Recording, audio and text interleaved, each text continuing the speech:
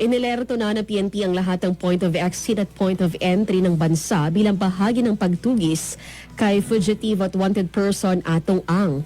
Ipinag-utos ni PNP Lieutenant General Jose Natates Jr. ang pagtugis at paghuli sa mga individual na sangkot sa kontrobersyal na kaso ng mga nawawalang sabongero. Una rito, may 17 kataong sospek sa pagkawala ng may abot sa 60 mga sabongero sa bansa na nasa kustodiya na CIDG.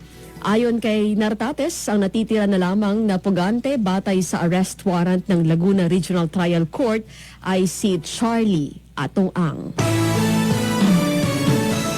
Inaalam na ng Malacanang kung totoo ang pahayag ni Senator Panfilo Lacson na tila niloko di umano ni dating DPWH Secretary Manuel Bonuan si dating Pangulong Marcos Jr.